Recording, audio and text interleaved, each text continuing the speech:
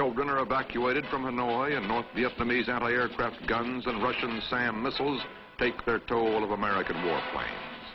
Then comes the pause in American bombing of North Vietnam, December 24th, 1965. But Hanoi still lives in fear of U.S. airstrikes. Ho again makes the rounds of his troops, playing the old role of kindly uncle. He still counts on more plentiful Soviet support. Such aid was promised by Soviet Premier Kosygin back in February 1965 and by Russian Party Secretary Shalepin in January 1966. Their councils of moderation were violently attacked by Peking, while Hanoi remained silent. This may be an indication that Ho has swerved toward Peking, or as some observers feel, that he no longer is in control of the situation or is in failing health. Professor P.J. Honey. Physically, I think he's probably still reasonably healthy.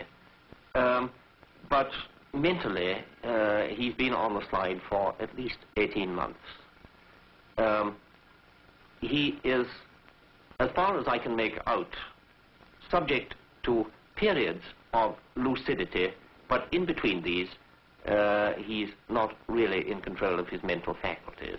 Consequently, when people visit North Vietnam, if he happens to be in good form, Ho Chi Minh is marched in and he talks to them, he has his photograph taken with them, he impresses them with his vitality and with his sense of humor. But I don't think any longer he is allowed to take major political decisions. One of the Western journalists to see Ho Chi Minh most recently found no evidence of any senility. British newspaperman James Cameron. The door opens and in comes none other than Uncle Ho himself, looking, I must say, in uncommonly good form for a man of rising 76. He moved over without any sort of introduction and sat down and poured himself a bottle of beer and started to smoke what it must have been about 200 cigarettes. And, well, if indeed it is the case that he's paraded in his few lucid moments, this must have been certainly one of them, because he gave me the impression of being physically very active. And certainly, in no sense did he talk like a gaga old character. But it is quite true to say he wouldn't talk about politics. When he came over, first of all, he wouldn't be photographed properly. He says, "Today I don't feel photogenic." And he sat down. I said to him, "You know you're the most photogenic old man in Asia. Well, you know this." He said, "Not today, I'm not." Perhaps as often in the past, when in a difficult situation, Ho prefers to let the younger leaders bear the brunt of the unpopular decisions, while he keeps up his kind old uncle image. Professor Fall. Ho Chi Minh personally told me, he says, well, it took us 8 years to deal the French. It'll probably take us 10 years to deal with the Americans, but we'll hold out. Well, the fact is, what he never realized, that the Americans aren't just 3-4 times stronger than the French, but something like 10th to the power of the French. To give you a precise example, the French have a total combat air force of 200 airplanes. The United States uses 300 airplanes a day in some of those major raids. So very obviously, there's a great deal of agonizing reappraising going on in North Vietnam.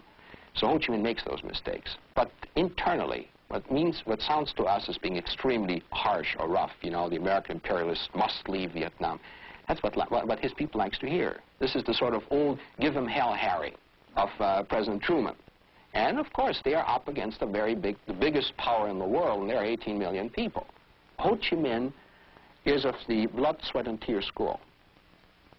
You don't fight a revolution for 30 years, getting clobbered at every turn until finally you come out on top without being of the blood, sweat, and tears school.